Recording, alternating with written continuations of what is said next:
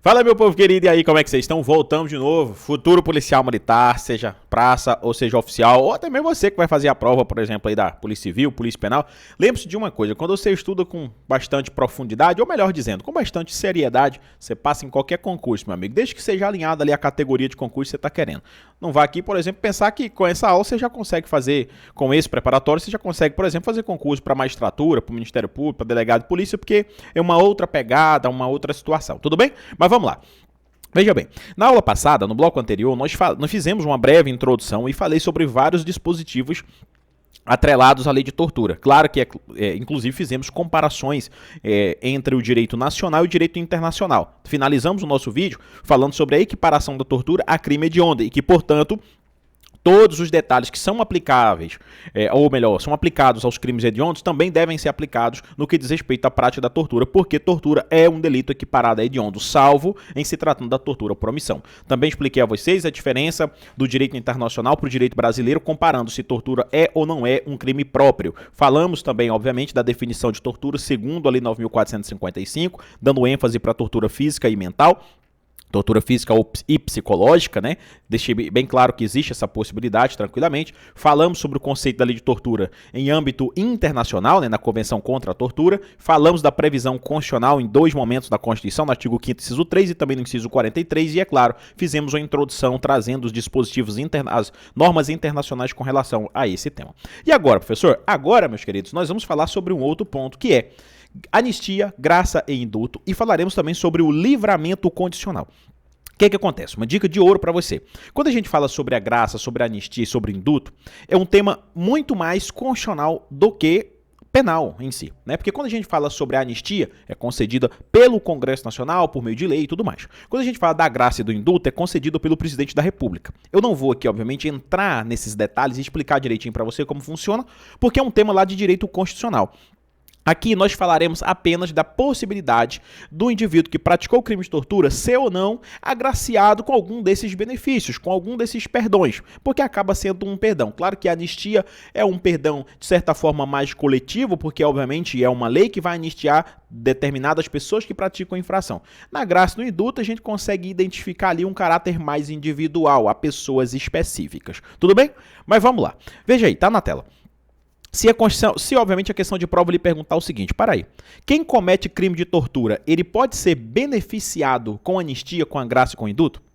Veja bem, a Constituição Federal, a CF/88, inclusive nós já até comentamos e mostrei isso para você lá no inciso 43, do artigo 5º, inciso 43, ela veda a concessão da graça e anistia. Professor, onde é que está escrito isso? Eu vou voltar um pouquinho aqui para você o material, para você compreender. Dê uma olhada aqui a Constituição. Ela diz, ó, a lei considerará inafiançáveis e insuscetíveis, olha, de graça ou anistia, a prática da tortura. Claro que tem outros crimes, vamos parar na tortura porque o nosso objetivo é a lei de tortura. Se estivesse falando da lei de drogas, a gente vai falar um pouco mais sobre tráfico de entorpecente. Então, veja, a Constituição Federal, ela proíbe que o indivíduo que praticou tortura, ele seja agraciado com a fiança, ou seja, então, a tortura é um crime inafiançável. Também é insuscetível de graça ou anistia. Isso é a previsão da Constituição. Se você analisar a lei dos crimes hediondos, para quem ainda não sabe ou ainda não estudou, a lei dos crimes hediondos é a lei 8.072/90. A lei dos crimes hediondos, ela veda a concessão de graça, anistia e indulto. Perceba, a lei dos crimes hediondos, ela acrescenta ainda a figura do indulto. Então, se eventualmente cai na sua prova perguntando se a lei dos crimes hediondos, ela concede ou não indulto para aqueles que praticam a tortura, você marca que não. Tá? Ela segue a Constituição Federal falando da graça, falando da anistia e acrescenta também o indulto, que seria uma espécie de graça coletiva. Professor, e a lei de tortura? A lei de tortura é um outro detalhe, segue mais a Constituição. A lei de tortura, ela veda a concessão apenas da graça e anistia, mas ela não menciona nada sobre o indulto. O que eu estou querendo dizer para você? Eu estou querendo lhe dizer o seguinte, que a Constituição Federal e a lei de tortura estão alinhadas, é o mesmo pensamento. O indivíduo que praticou o crime de tortura, ele não pode ser beneficiado com a graça ou com a anistia, mas ele pode sim ter o benefício do indulto, que é uma espécie de graça coletiva, seguindo a mesma lógica da Constituição Federal. Mas se a gente olhar a lei dos crimes hediondos, meu amigo, se você olha a lei dos crimes hediondos, lá na lei dos crimes hediondos diz que também não caberá indulto, ou seja, o indivíduo não pode ser perdoado pelo presidente da República com essa ideia aqui do indulto. Beleza? Professor, tá tudo certo. E como é que eu faço na prova? Veja bem, o parágrafo 6º da lei de tortura, coloquei aqui para você, ó. Parágrafo 6º diz o quê? O crime de tortura é inafiançável e insuscetível de graça ou anistia. E aí você vai perguntar agora, e o indulto? Como é que funciona? Aí o STJ já pacificou o entendimento de que não cabe também um indulto, apesar de não haver previsão expressa. O que isso significa? Significa que o STJ está alinhado com a previsão da lei dos crimes hediondos. Surgiu? Matou a dúvida? Professor, mas isso aí pode ser que caia em prova? É claro que pode ser. O examinador pode explorar de você o parágrafo 6º da lei de tortura, assim como ele pode querer saber de você se você conhece as previsões da lei dos crimes hediondos, comparando ali, logicamente, porque tortura é um crime equiparado a hediondo. O examinador também pode questionar você sobre o posicionamento do STJ nesse sentido, porque é uma divergência. Constituição Federal fala, ó, é vedado a graça e a anistia para quem praticou tortura. Beleza. A lei de tortura vem e fala, ó, beleza, é vedado graça e anistia. Não fala nada sobre indulto. Só que a lei dos crimes hediondos fala, ó, todos os crimes hediondos e equiparados a ele, a tortura é equiparada a hediondo, conforme já vimos, já estudamos no bloco anterior.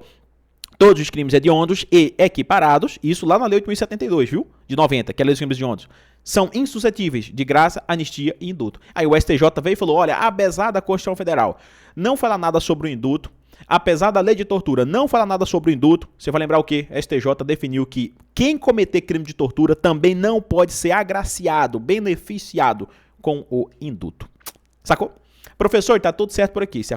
Se a prova querer fazer um link, fazer essa jogatina comigo aí, eu já estou preparado. Eu tenho certeza que sim, beleza? Vamos lá. Agora outra coisa, livramento condicional. Veja bem, o livramento condicional, ele é um assunto que tá lá no artigo 83 do Código Penal, tá bom? O que é o livramento condicional, professor?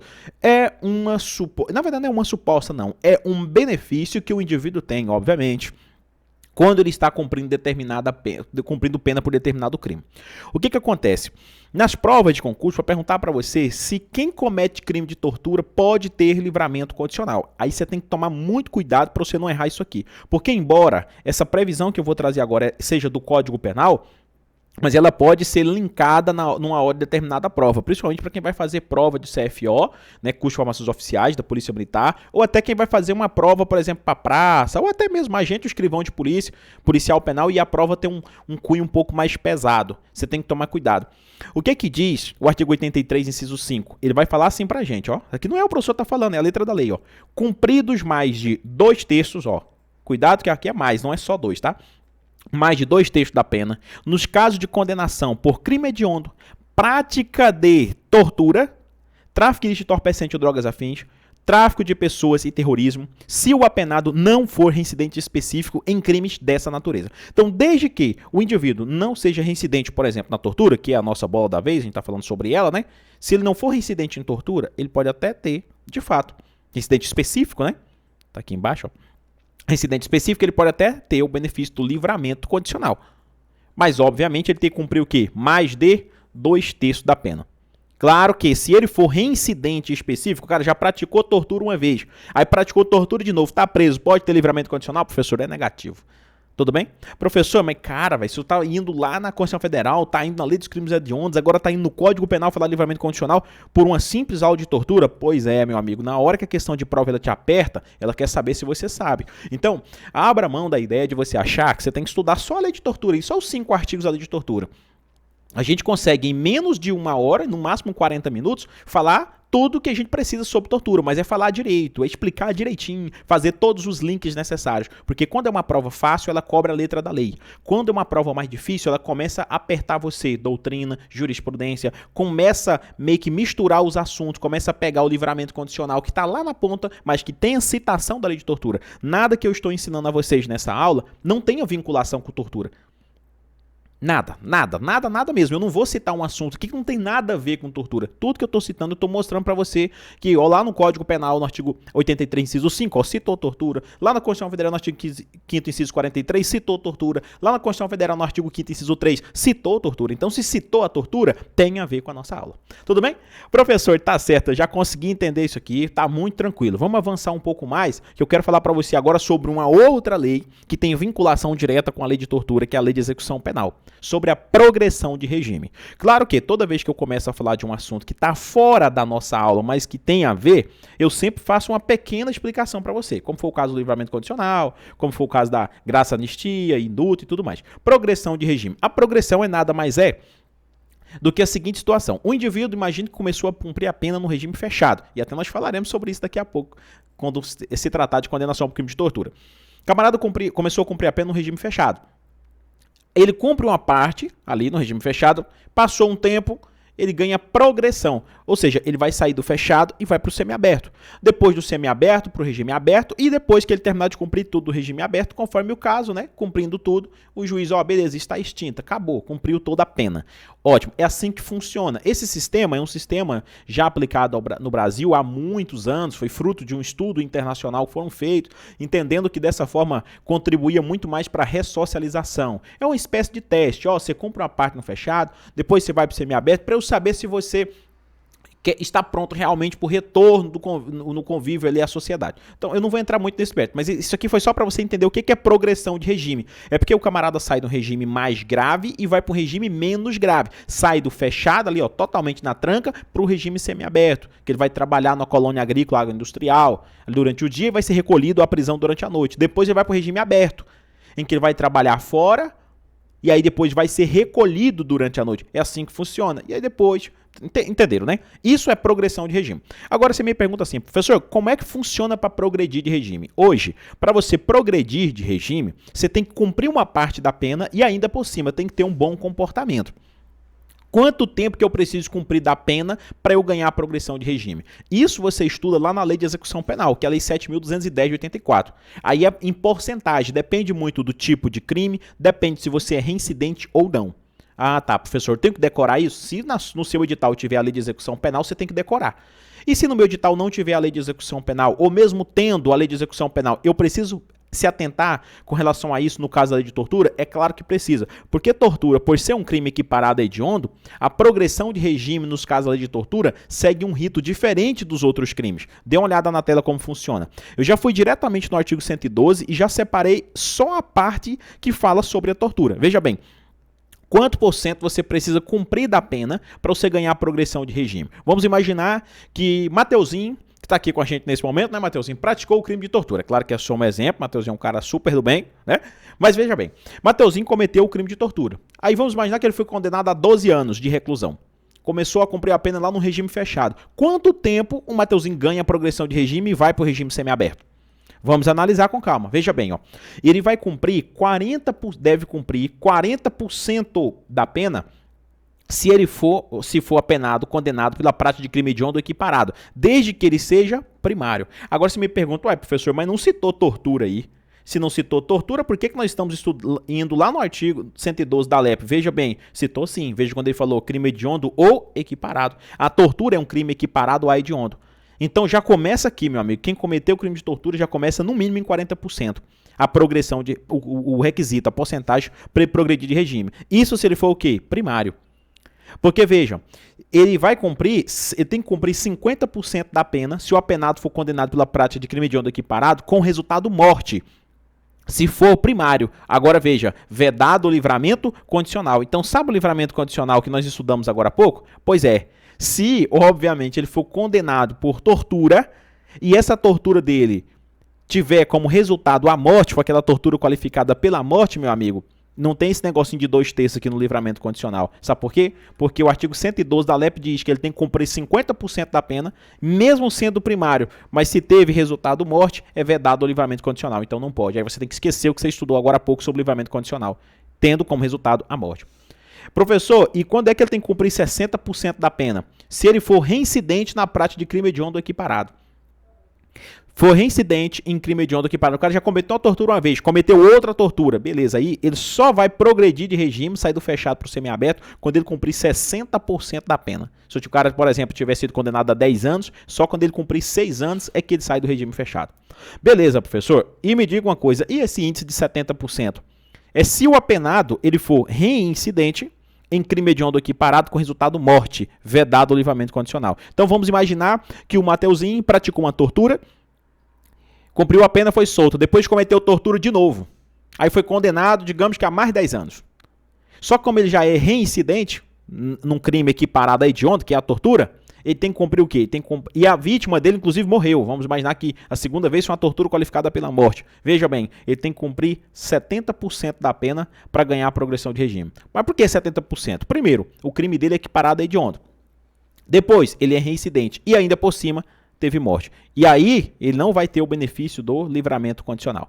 Tome muito cuidado isso aqui, porque pode ser explorado na sua prova. Esse tipo de questão aqui, combinado, né, ali, conjugando LEP, né, que é a Lei de Execução Penal, com a lei de tortura, acontece muito em concursos mais pesados, quando o examinador quer apertar um pouco na sua prova. Você vai fazer uma prova, por exemplo, de Polícia Civil, e o examinador quer apertar você, tem a LEP no seu edital e também tem a lei de tortura. Ele vai lá, dá um exemplo de um crime praticado, de um crime de tortura, joga os requisitos que ele quer e pergunta para você a progressão de regime. Ou seja, o caso foi de lei de tortura, mas obviamente que a questão ela é mais sobre a LEP e sobre os crimes hediondos. Sacou a ideia? Ele pode misturar as três leis ali e fazer uma questão macabra para você. Mas eu tenho certeza que você vai acertar. Vai ou não vai? Professor, tá tudo certo até aqui. Já consegui entender. Evoluindo agora, depois da progressão de regime, a gente vem aqui pro regime inicial de cumprimento de pena. Lembra que eu falei para você sobre isso? Regime inicial de cumprimento de pena é porque é o seguinte. Vamos voltar agora lá no Código Penal. Na parte das penas. Você tem três tipos de regime. Você tem um regime fechado, semiaberto e aberto. Claro, professor, mas agora tem um regime aberto ou um semiaberto com monitoração eletrônica, tornozeleira. Eu não vou entrar nesse cenário. Eu quero só que você entenda sobre esses três regimes. Regime fechado, semiaberto e aberto. Quando você começa a cumprir a pena no regime fechado, beleza, vai no fechado, cumprir uma porcentagem da pena mais bom comportamento, aí você vem para o semiaberto, depois para o regime aberto e do aberto para finalizar o cumprimento de pena. Na lei de tortura, o camarada começa ou não cumprir a pena no regime fechado? Por que eu estou dizendo isso a vocês e abri o tópico para isso aqui? Está marcado para vocês? Não é à toa, é para que você não erre uma questão lá na hora da prova. A situação funciona o seguinte. O parágrafo 7º da lei de tortura, ele diz que o condenado por crime previsto nesta lei, salvo a hipótese do parágrafo 2º, iniciará o cumprimento de pena em regime fechado. Veja bem, a lei está falando o seguinte, cara, independente da pena que você do crime, aliás, independente da pena que você foi condenado, você já vai começar a cumprir a sua pena no regime fechado. E isso é a previsão de quê? Da lei de tortura. Só que aí vem muita gente que eu falo, a doutrina e jurisprudência, fala, não, tá errado. Já imaginou o camarada foi condenado por 5 anos de reclusão e já vai começar a cumprir a pena no fechado? Que dia que já viram isso? Porque o Código Penal fala que só começa no regime fechado, né? Claro que tem as exceções, mas só começa no regime fechado quando a condenação é com máxima superior a 8 anos, ou seja, tem que ser condenado a mais de 8 anos para que ele comece a cumprir a pena no regime fechado, porque do contrário deveria começar no semiaberto, por exemplo. Mas a lei de tortura não falou assim. A lei de tortura falou, olha, salvo na tortura por omissão, que é inclusive um tipo de tortura que nós vamos estudar daqui a pouco, que é o que está no parágrafo 2º, o indivíduo vai iniciar o cumprimento de pena no regime fechado. Aí, obviamente, né, a despeito desse dispositivo aí do artigo 1º, parágrafo 7º, o que nós devemos seguir? Nós devemos, inclusive, falar que é obrigatório que o condenado por crime de tortura já inicie o cumprimento de pena no regime fechado, ou que não é obrigatório? Digam para mim. Aí, agora a gente recorre quem, professor? Recorre à jurisprudência. A jurisprudência vai responder isso pra gente. Veja, ó. O informativo 540 do STJ, obviamente foi com base no julgamento do HC, né, do habeas corpus 286.925, o STJ entendeu que não é obrigatório, tá aqui, ó. Não é obrigatório que o condenado por crime de tortura inicie o cumprimento de pena em regime inicialmente fechado. A primeira turma do Supremo Tribunal Federal, né, vem entendendo que o condenado por crime de tortura deve iniciar o cumprimento da pena em regime fechado, nos termos do parágrafo 7º. Aí você fala assim agora para mim, professor, mas o que eu vou seguir? Eu vou seguir o STF ou vou seguir o STJ? Você vai lembrar o seguinte, tá? A ideia é responder de acordo com o que lhe foi perguntado. Mas o que prevalece para efeito das provas é que você tem que analisar, o juiz ele vai analisar no caso concreto a quantidade de pena aplicada. Esse é o melhor raciocínio que você deve levar. Mas eu tinha que trazer esses dois posicionamentos para você entender. Não é o plenário do Supremo Tribunal Federal que entende que tem que começar no fechado. Foi somente a primeira turma, tá? O Supremo Tribunal Federal tem 2 turmas, tá bom? Tem a primeira e tem a segunda turma do STF e tem o presidente supremo, tá? Então são 5 do lado, 5 do outro e tem o STF. E tem o presidente supremo. Mas eu tive que trazer esse posicionamento para vocês, para que você não pense que a nossa aula é até uma aula só com 2 lados. Eu poderia trazer aqui só o posicionamento do STJ. Eu não vou fazer isso, eu tenho que deixar claro para vocês. Tudo bem? E cuidado, às vezes a lei, a questão de prova cobra a letra da lei. Muitos concursos para a praça da Polícia Militar cobra a letra da lei ali, nua e crua. E até para outros concursos também, para gente, escrivão, policial penal, guarda municipal, às vezes coloca a letra da lei ali e pergunta para o candidato, o parágrafo 7º do artigo 1º da lei de tortura fala isso. E aí? E aí você vai marcar, não, beleza, de acordo com o artigo, com o parágrafo 7 do artigo 1º da Lei de Tortura, deve iniciar o cumprimento de pena no regime fechado, salvo em se tratando da tortura por omissão. Para finalizar essa parte aqui do slide, veja, o crime de tortura, ele é ou não imprescritível? Aí, obviamente, a gente já tem a previsão do STJ, nós já temos previsão na Constituição Federal sobre essa situação aqui, tá bom? A tortura, ela prescreve sim, tudo bem? O que acontece? A resposta, tá? É não, tá? O crime de tortura, ele não é imprescritível, ou seja, a tortura prescreve. Professor, o que seria essa questão de prescrição e tudo mais? Para mim, que estou começando agora, tá? Rapidamente, prescritibilidade é o Estado perdeu o direito de punir. Então, via de regra, os crimes, eles são prescritíveis, ou seja, o Estado tem um prazo para punir o candidato, o infrator da lei. Se o Estado não punir, o crime vai prescrever em razão de decorrer determinado período. Passou-se muitos anos. Já imaginou alguém que praticou um crime lá na década de 70? O camarada praticou um homicídio na década de 70. Aí, digamos que em 2027, 2026, vem o Estado, vou punir você por aquele crime de 70. Não, o crime já está prescrito, passou o tempo demais. Professor, quanto tempo eu sei que um crime está prescrito? Aí a regra é lá no artigo 109, tá, do Código Penal. Lá você vai ver os prazos prescricionais. Mas tem alguns crimes, segundo a Constituição Federal, que são imprescritíveis, ou seja, crimes que pode passar o tempo que passar. Ainda assim, o Estado tem o direito de punir. Como, por exemplo, é o crime de racismo. Mas a nossa aula não é sobre o crime de racismo, não é sobre a Lei 7.716, tá? Não é sobre ela. A nossa aula é sobre a Lei de Tortura, 9.455. E a Lei de Tortura não fala nada sobre a prescrição ou não do crime de tortura. Mas a Constituição Federal, ela não torna o crime de tortura imprescritível, ou seja, em se tratando da lei de tortura, a Constituição Federal fala que é prescritível, ou seja, se demorar tempo demais, o Estado não pode mais punir a pessoa. Então, se cair na sua prova, você vai lembrar que é racismo que é imprescritível. Racismo, ação de grupos armados, entendeu? Agora, a lei de tortura não. Lei de tortura é prescritível. Só que eu tenho uma pequena observação para trazer aqui para vocês, tá? O que acontece? A observação, inclusive, é do nosso amigo STJ, Superior Tribunal de Justiça. No informativo de número 523, viu, Matheusinho? Essa daqui eu acho que você não sabia, viu? A tortura é prescritível? Sim, a tortura prescreve.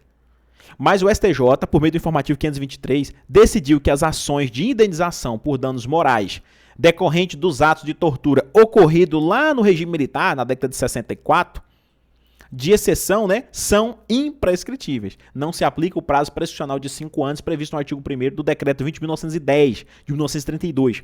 Né? Obviamente, né, você não pode confundir com o crime de tortura. As ações de indenização por danos morais que aconteceram lá em 64, estas é que são imprescritíveis. Muita gente, até eu já vi algumas pessoas pegando esse informativo 523 e ensinando aos alunos no sentido que, olha, a tortura agora é imprescritível. Não, negativo. O que o STJ falou que é imprescritível são as ações de indenização. Aí é outra coisa. São pessoas que foram torturadas durante a ditadura militar na década de 64, lá a partir de 64, entenderam? Essas ações de indenização por dano moral, que tem cunho civil, embora, obviamente, né, é um efeito aqui de determinadas situações de tortura. Tudo bem?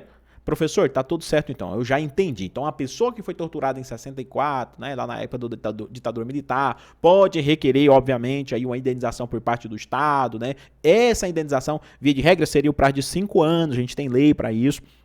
Seria o prazo de 5 anos, mas por se tratar de uma tortura cometida na época da ditadura, é imprescritível. O cara pode solicitar ali a época que foi o Estado obrigado a pagar essa indenização pela pessoa ter sido torturada.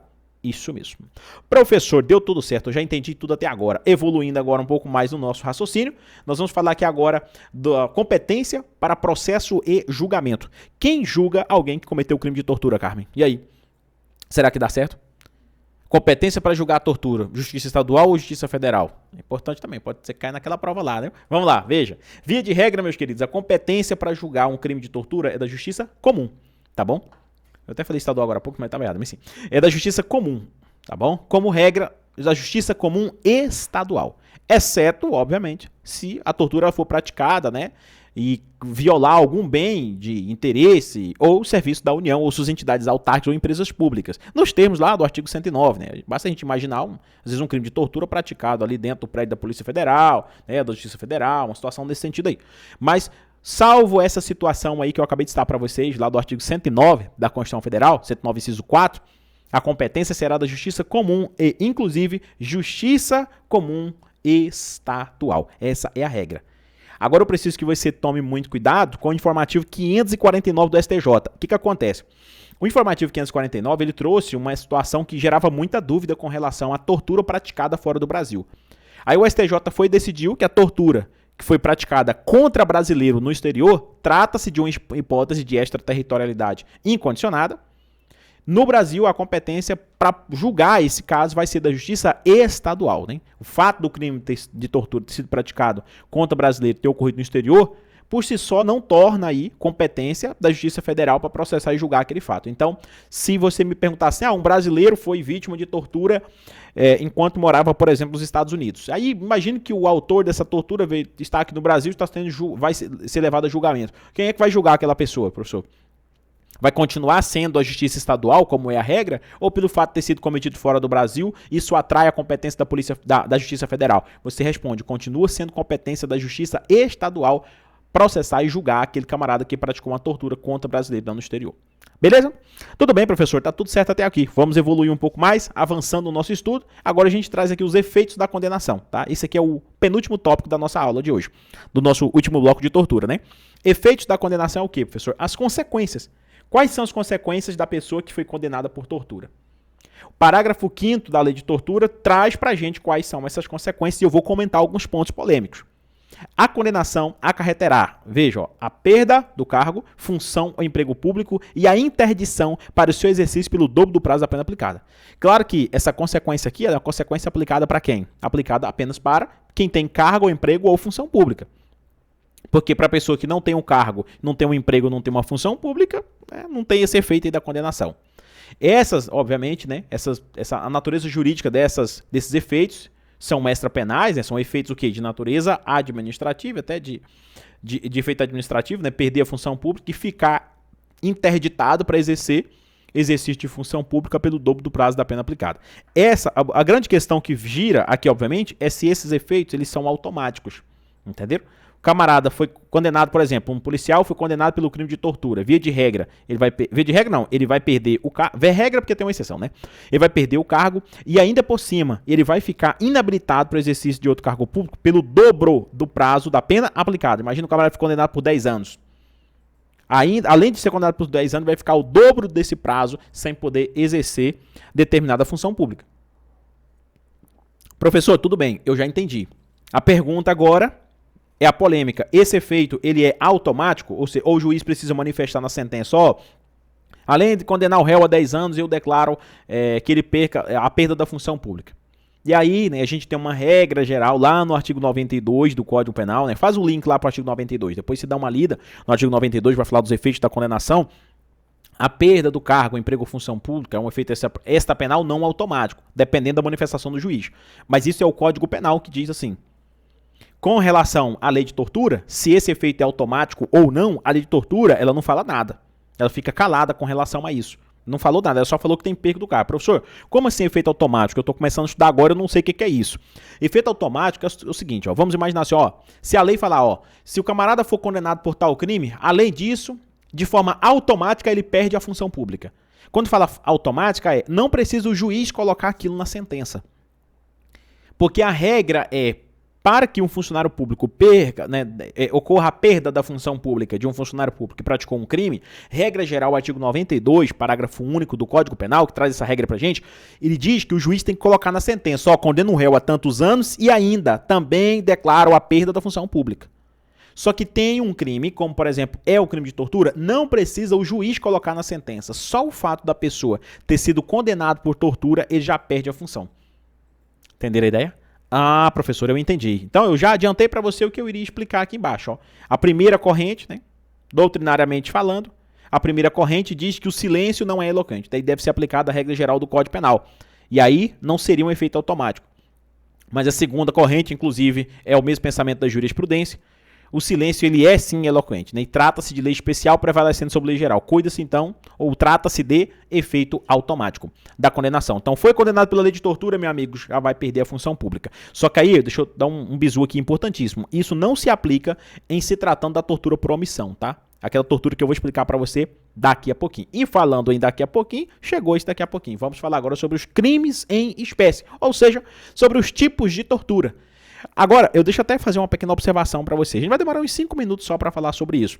Muita gente vai estudar a lei de tortura e só estuda isso que eu vou passar agora. Ou seja, o que eu explico em 5 minutos de aula, muita gente fica enrolando, explicando em 35, 40, 2 horas. No presencial, às vezes, eu já vi professores demorar 2 horas para falar da lei de tortura, ou até 3 horas.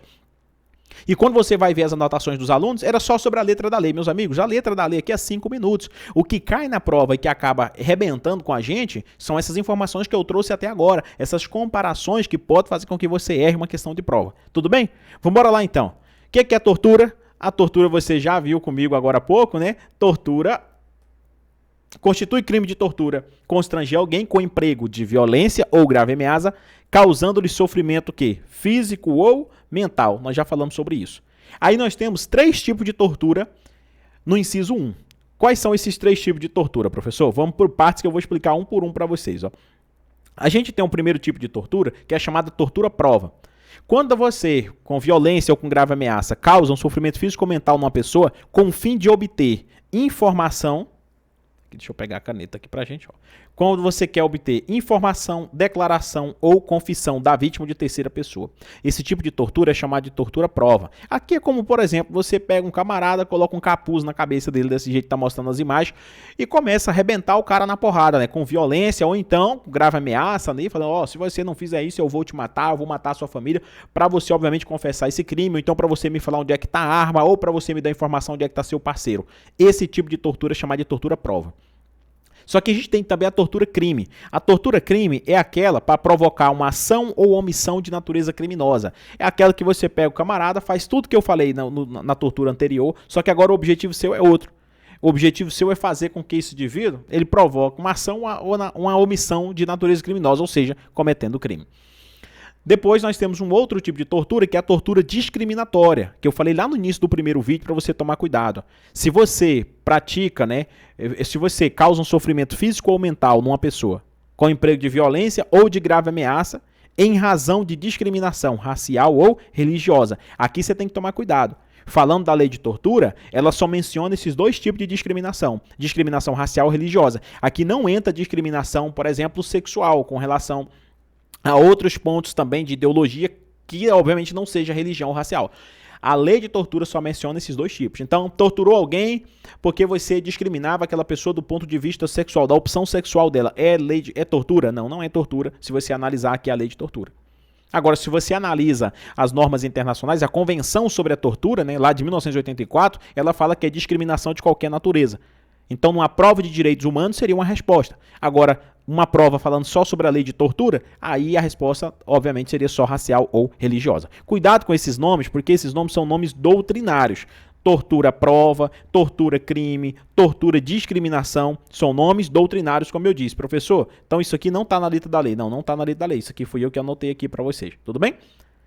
A gente avança um pouco mais, ainda dentro dos crimes à espécie. Nós temos agora um outro tipo de tortura, que é a chamada tortura-castigo. Essa tortura-castigo, inclusive, ó, pode ser cometida por, assim como várias outras, pode ser cometida por uma pessoa que não seja agente público, conforme nós já explicamos, que a tortura ela é um crime comum e não um crime próprio. Vejam, submeter alguém sob sua guarda, poder ou autoridade com emprego de violência ou grave ameaça, a intenso sofrimento físico ou mental, como forma de aplicar castigo pessoal ou medida de caráter preventivo.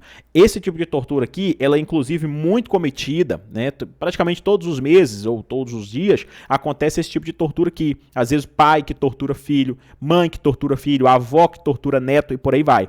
O requisito aqui é que a pessoa tem que estar o quê? Tem que estar sob sua guarda. Então, quem tem, por exemplo, o pátrio poder ali, um pai que tem o poder familiar sobre o filho, tem a guarda do filho, e aí ele deixa o filho amarrado a essa corrente, que é o exemplo que eu estou te mostrando aqui, e todos os dias ele vem aqui, apenas como forma de aplicar um castigo, ele acaba provocando um intenso sofrimento, às vezes físicos e também mentais, ou pode ser físico ou mental naquela pessoa. Tem vários e vários vídeos, é lamentável falar sobre isso, mas tem vários e vários relatos, reportagens, de pais que amarraram os próprios filhos nessa situação e todos os dias iam lá e arrancavam a unha da criança. Apenas como forma de aplicar um castigo pessoal. Aí o camarada foi preso e perguntou por que você fez? Não, porque ele era um menino muito atentado. Direto ele ficava riscando as paredes lá em casa. Então eu deixei ele amarrado, todo dia eu arrancava uma unha dele para cada rabisco que ele fazia. E mesmo assim ele continuava rabiscando. Ah, pô, mas era uma criança de 5 anos. Não, mesmo assim. Ou seja, provocou intenso sofrimento físico e mental. Aquele pai era servidor público, funcionário público? Não, não era. O requisito, obviamente, aqui nesse inciso 2 era apenas ele ter o quê, professor? Ele ter a guarda, o poder ou a autoridade ali sobre a vítima em si. Aí por isso que a gente chama isso de tortura-castigo. Pena para os crimes de tortura, professor, é uma reclusão que vai de 2 a 8 anos. Então, tanto para essa tortura que eu acabei de mostrar para vocês, assim como essas 3 outras anteriores. A tortura-prova, tortura-crime e tortura discriminatória. Ainda na ideia de crimes em espécie, nós temos a chamada tortura omissiva e temos também uma tortura que é praticada de forma específica por um indivíduo que tem ali uma pessoa sob sua custódia. Mas vamos por parte. Parágrafo 1º. Nesse tipo de tortura, o parágrafo 1º diz o seguinte: na mesma pena incorre quem? Que pena, professor? Essa daqui, ó, de 2 a 8 anos. Na mesma pena incorre quem submete pessoa presa ou sujeita a medida de segurança a sofrimento físico ou mental por intermédio da prática de ato não previsto em lei ou não resultante de medida legal. Aqui, obviamente, nós temos um crime que, a princípio, para que seja praticado, tem que ser uma pessoa que uma pessoa submete pessoa presa ou sujeito que a medida de segurança. Então, aqui a vítima em específico desse crime não pode ser qualquer pessoa. A pessoa tem que estar o quê, professor? A pessoa tem que estar presa. Se for qualquer ato, de alguma forma, mediante violência ou grave ameaça, que gere um sofrimento físico ou mental por intermédio de ato não previsto em lei ou não resultante de medida legal. Ah, professor, deixar o camarada preso numa cela dessa aqui, sem energia e tudo mais, então é uma espécie de tortura, né? Não, não é uma espécie de tortura. Por quê? Lembra da norma internacional? Nós temos normas internacionais, a Convenção sobre a Tortura, lá de 1984, diz que não se trata de tortura quando aquela medida em si for uma medida resultante de ato legítimo, fruto de uma pena, de uma punição aplicada pelo próprio Estado de forma legítima. Ou seja, então uma pessoa, quando ela praticou crime, ele está sujeito a ser presa e muitas vezes ficar numa cela sem energia durante a noite. Ah, professor, mas não tem energia de jeito nenhum? Não tem energia. Inclusive nos presídios, no estado de Goiás mesmo, não tem energia dentro das celas. A energia fica pelo lado de fora. Então, assim que os presos fizeram as suas necessidades básicas, alimentação no momento de dormir, o policial penal vai lá e desliga a luz. Professor, mas isso é tortura? Não, isso não é tortura, porque ali é fruto de um ato legítimo, é punição do próprio Estado. Foi ele que praticou a infração penal e se colocou naquela situação. Então, aquela prisão não se trata de uma medida não prevista em lei, porque se fosse, ia configurar a tortura aqui, ó, medida de segurança e sofrimento físico mental por intermédio de ato não previsto em lei. A punição do indivíduo naquele caso é prevista em lei. Tudo bem? Professor, tudo bem. E o parágrafo 2º, aqui nós temos a tortura por omissão. A tortura por omissão, muita gente não dá moral para ela, mas tem que tomar cuidado. Ó. Tortura por omissão não é equiparada a hediondo. Tortura por omissão não tem perca automática da função. Sacaram?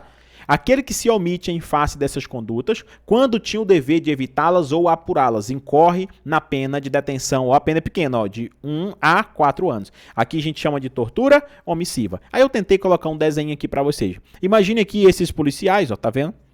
Imagina aqui que esses policiais estão aqui torturando esses dois camaradas, esses dois presos aqui, tá? Dentro de uma cela. E aqui, vamos imaginar que sejam policiais civis. Aqui de fora tinha um camarada vigiando se alguém estava vindo. Aí aqui tem um delegado. Essa imagem que eu achei na internet, não sei quem fez, mas quem fez ficou perfeito, né? Esse desenho. Aqui nós temos, tá, a sala do delegado Chico Palha, né? Tava de jeito, aqui lá eu só peguei a imagem. Tá? E esse camarada aqui que está de costa é o delegado Chico Palha. Ele sabe que os seus agentes e escrivães estão torturando esses dois indivíduos. E aí ele só falou o seguinte, ó, vixe, ó, o couro tá comendo na sala de interrogatório. E deu uma risadinha aqui no final. Professor, ele é o delegado de polícia, chefe dos policiais. Ele tem a obrigação de quê? Nesse caso aqui, ó. Ele tem a obrigação de evitar essa situação. Inclusive depois até de apurar também, conforme o caso. Só que ele tendo o dever de evitar, não evitou a prática da tortura, ele não estava aqui torturando, mas ele vai responder também por tortura. Mas é uma tortura que a gente chama de tortura omissiva, ou também chamada de tortura por omissão, beleza? Então, ó, quando a pessoa tinha o dever de evitar e não evitou, o dever de apurar e não apurou o crime de tortura, pratica tortura também, só que é tortura por omissão. Beleza, professor? Também já entendi essa parte. Se você já entendeu, isso aqui é só a letra da lei. Aqui nós temos agora as consequências, né, pelo crime de tortura. Só para que você entenda, parágrafo 3º tem uma modalidade qualificada da tortura. Se resulta lesão corporal de natureza grave ou gravíssima, a pena é de reclusão de 4 a 10 anos, beleza? Então, se em razão da prática da tortura, aqui inclusive trata-se da tortura física, né? Porque tortura psicológica dificilmente vai deixar aqui uma lesão corporal, mas na tortura física, se o indivíduo teve uma lesão corporal grave, em razão da tortura, ficou lesionado de forma grave ou de forma gravíssima, professor, como é que eu sei se a lesão foi grave ou gravíssima? Tá aqui, ó. Aí você vai ter que ir lá no Código Penal, ó. Artigo 129, parágrafo 1º, vai falar da lesão corporal grave. Aí você vai ver quando é que a gente tem lesão grave. Artigo 129, parágrafo 2º, isso tudo do Código Penal, tá ok? Aí a lesão é gravíssima. Então, se você olhou no artigo 129, parágrafo 1º, ou no parágrafo 2º, e viu que da tortura resultou alguma coisa que está lá nesses parágrafos, significa, então, que a pena da tortura não vai ser mais aquela pena de até 8 anos, lembra? De 2 a 8 anos. Já vai ser essa pena aqui, ó, de 4 a 10 anos. E se a vítima da tortura morre, ó, se resulta em morte, aí a pena ainda é mais grave, ó. A pena é de 8 a 16 anos.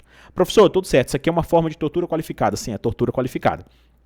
Por fim, o parágrafo 4º diz pra gente que aumenta-se a pena de 1/6 a 1/3 se o crime é cometido por agente público. Depois, se o crime é cometido contra criança, gestante, portador de deficiência, adolescente ou maior de 60 anos, ou ainda se o crime é praticado mediante sequestro. Aí eu coloquei essas imagens aqui para vocês. Imagine aqui agentes públicos praticando, imagine que seja uma tortura.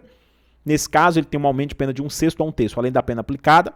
Se for praticado contra criança, contra gestante, portador de deficiência, coloquei aqui mais de uma gestante para facilitar para você, e até mesmo se o crime é praticado, que é cometido mediante sequestro, sequestrou a vítima então para poder torturar.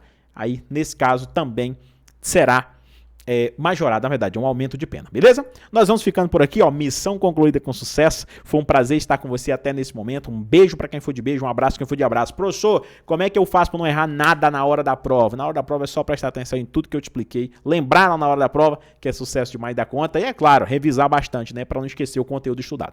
Foi um prazer estar com vocês até nesse momento, a gente encontra numa próxima oportunidade, se Deus quiser.